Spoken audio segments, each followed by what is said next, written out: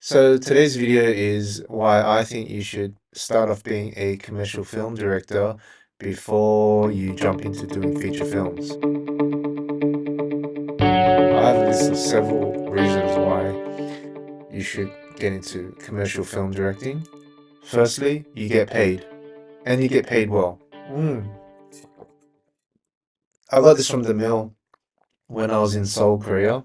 Went to the office and they gave me a tour around the place. Really nice. And yeah, thanks for the free water mug. So, from my understanding, I think most directors would think that their journey into directing their first feature film is to create a short film, enter into festivals, win a few awards, hopefully get some recognition, and also hopefully that a studio, like a major studio, sees your work and off to Hollywood. Obviously, it's a very competitive industry, the film industry. Surely there are people who do go this route. So I guess this is the career path I thought I was going to take, was to direct some short films, get a few awards, and hopefully I'll get some recognition and get some funding for a feature film. Now the only problem is that when you are making a short film, that's coming out of your own pocket. So I think most young directors out there would have a side job or like an office job, a 9 to 5 job. When you're making a short film, you're most likely self-funding it, unless you're the son of Elon Musk or Bill Gates, or you know what I mean. You'll be self-funding it. You'll be doing a lot of hustling, asking for favors, taking shortcuts. There'll be a lot of compromising. Yeah, you'll be asking favors, you'll be asking friends in the industry, etc., etc. Anyway, aside from all that, again, the benefits of commercial directing is that you're doing filming stuff while getting paid. While with short films, you're not getting paid. You're actually losing money because you're self-funding it. Unless you enter into film festivals and you win first prize, whatever the prize may be. Entering into film festivals, yeah, it's not about the money. You're there in hopes that your film wins and you get recognition. You get first place. Some producer or studio head notices your work, sees potential, and off to Hollywood, like I said. Off to Hollywood. So this is probably the most important reason as to why you should become a commercial director, and that's because you make connections. You work with professionals, you work with professional DPs, prop masters, editors, effects guys, music composers and actors, talents, wardrobe department. While when you're doing a short film, you're asking for favors. In most cases, no one knows who you are. You're looking for favors, you're asking friends, you're asking hopefully someone in the industry who would be interested in lending a hand in your film. But if you're a nobody, if they don't know who you are, then before I got into commercial directing, so I wanted to shoot short films as well as music videos. Now, I reached out to a number of professional DPs. They gave me their rate, and I was like, okay, I cannot afford you. And also, I feel that when I reached out to them, they kind of schooled me, kind of looked down on me because I'm a nobody. Like, I totally understand. I'm I'm a student who's got no recognition, has no credit to anything well known out there. Of course, their attitude is going to be, "Hey, buddy, I'd be the same if there was some amateur student filmmaker who reached out to me and said, "Oh, hey, I want you to direct this short film that I want to shoot." yeah, not to sound arrogant, but most likely I would turn it down unless you had a proper budget. To follow through with making connections, when you're working in the commercial world, you're working with these top DPs, top prop masters, top whatever, whatever. And over time, as you make a name for yourself, as you have a certain status, then these then the people in these departments, these professional DPs, professional prop masters, professional,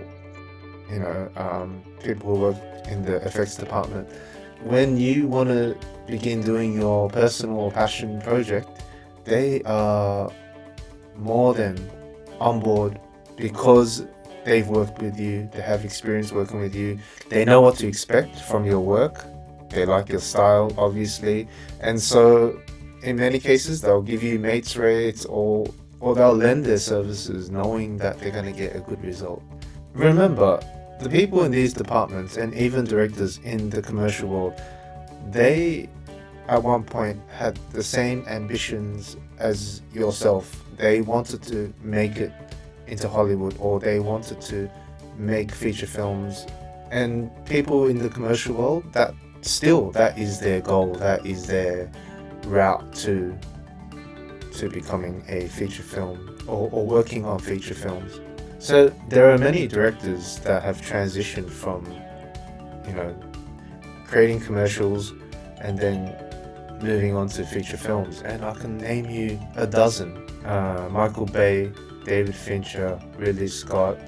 Who's the guy who did Tron and Top Gun Maverick? Something Kaczynski. Oh, Joseph Kaczynski. What else is there? Neil Blomkamp. Yeah, there's like a dozen high-profile directors out there that have made it into Hollywood, start off doing commercials. So you get to work with professionals, and then on top of that, you create a relationship with them, and then over time, they are in line with your vision, your creativity, and you guys work together. So what do I mean by timing? So when you're doing a short film, you don't really have the concept of timing in terms of how long a shot takes to set up. So for example, when you're inexperienced or an amateur filmmaker and you're making a short film, you think in your mind that you can do 50 or 100 shots in a day, and that's unrealistic. When you have experience working in the commercial world, then you know how long things take, like realistically in terms of duration. You know it takes, that this shot is going to take 30 minutes to an hour to set up. You know that after working a certain amount of hours, the crew needs rest. The crew needs to be fed well. So timing is something that you learn on set when you're actually on a real production. And so you have a better concept when it comes to realistic timing when you're working in a real location. So you have an understanding of how many hours do I have before the sun is too harsh, or how long is blue hour. I have, you have like an hour window to shoot for blue hour. Okay, so you need set up at around 3 to 4 to set everything up, and then you have your pivotal moment, which is 5 to 6, as an example. Yeah, and the other thing is how to work with a team, how to work with a crew. That's another benefit when working in a commercial environment. Another very important one I would have to say is problem solving. You get to problem solve when you're doing a real job. And for every project I've been on, there has always been something that I had to problem solve. There's no project that I've been on that's been smooth sailing. There's always something that occurs on set, or something unexpected. Who knows? It could be a camera broke down. It could be a certain lens that you wanted to shoot on, but there was a crack on the lens. There are always unexpected occurrences. It could be raining, something with the wardrobe, or I mean, there's been even cases where like the hard drive's being wiped out. Everything that you shot that day is being wiped out. Okay, what do you do? So it could happen, and it's happened to me before. So problem solving, an attribute that every director should attain, because it happens, and you only get better from experience, because with every issue that occurs, you may have dealt with that situation before and minimize the amount of time wasted. What is this? Go away. Let me give you an example. So, problem solving. So, I was on a shoot in Dalat here in Vietnam. While I was on recce, so Vietnam is they're known for this thing like e-waxing. It happens in the streets. While I was on recce, I noticed this e-waxing salon, right? And the look of it, the inside, everything, like it looked picture perfect. And even the actual e-waxers that had like this little, they had like this little torch thing strapped around their head with a little torch. And yeah, it was, and I was like, wow, this is awesome. Like, I would love to shoot this, but it was not on the board. So on the actual shooting day, we're at the location, the same location, but shooting something else, and the client and agency were there. And then to shoot that scene without me going to the agency and client explaining why I want to shoot this shot. Okay, so we're going to the next location to set up. Let's all go there. And then we allowed the agency and client to go first. And during that small window, there was the opportunity for us to quickly shoot that scene and then move to the next location. So yeah, that was one example from one of my own experiences. Like I mentioned before, you don't need to beg, you don't need to, I mean, you do have to, there's always some hustling going on, but you don't have to hustle as much when you're in the commercial world and you have a reputation, you've made your name, you have a reel full of awesome work.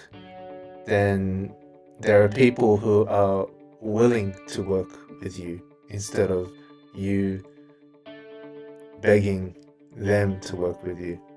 Commercial directing, I mean, it doesn't have to be commercials. You can be a music video director. But as you know, music videos these days, the budgets are pretty low, and you're not going to get as much when it comes to, unless you're a really high profile music video director, then yeah, it's hard to get that reputation as a music video director unless you've worked with a really well-known artist, or if you're someone like Joseph Kahn, or I mean, these guys work with like Eminem and Taylor Swift, and but unless you're not doing so, if you're not doing them, you're more likely doing these indie music videos which pay very little, and because the budget's quite low, you don't get to work with your desired team, your desired DP or crew or prop master, because the budget's not there. I would say it's better than going through the short film route.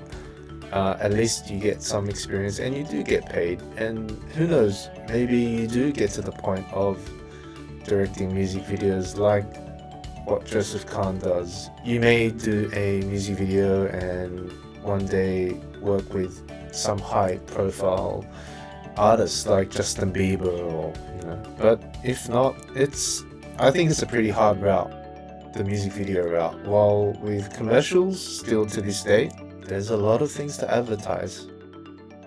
while with music, it's a bit more limited. And like I mentioned before, I also wanted to do feature films, and that is still my dream, my goal, my vision. But for the time being, my focus is on commercials, and I love it.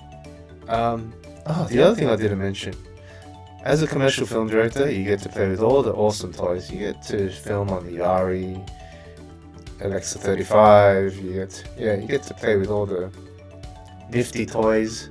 The Aries, the Reds, the Bolt motion control, techno cranes, all that stuff. So that's a plus. And also, if you're a pretty good commercial director, you also get to be flown to other countries. And then later, when you make feature films, you need funding. And who knows, during your commercial directing career, you may encounter or bump into a producer. He or she may lead you into where or whom you may get funding from. So, you never know, but at least you're in that filmmaking space as well. So as a reminder, okay, I'm not making a feature film, but I am making a passion project, and it'll be great if I can have your help and support. Now, you're probably asking, hey, but you're a commercial director, you're earning money. You just said that you're a commercial director and you get paid well. Yes, I've already put a lot of money into this passion project, like a lot of money, and there's still a good substantial amount that I need to complete it. Yeah, so I'm not asking for thousands of dollars or hundreds of dollars, but any small amount would help, and would help me complete this passion project. I filmed like 70 to 80% of it already. I just need that 30%, and there's a lot of special effects. Yeah, and there are other areas like sound design, music, color grading, all that stuff. So yeah, if you can help out in any way, now you can help out by going to my website at asuahand.com. There's a donate button and you can pay via PayPal, or you can go to my Patreon and become a member, and that will also help me finish my passion, because whatever money comes through, I'll be putting it into the passion project. And that just reminds me, come and visit my Patreon, become a member. You get exclusive content, you get a whole lot of stuff. I think the $5 one will give you access to the ebook that's coming out. Go to my Patreon. I'll be updating it quite regularly, so yeah, check that out. And again, check out my socials, Instagram, Asua_hand.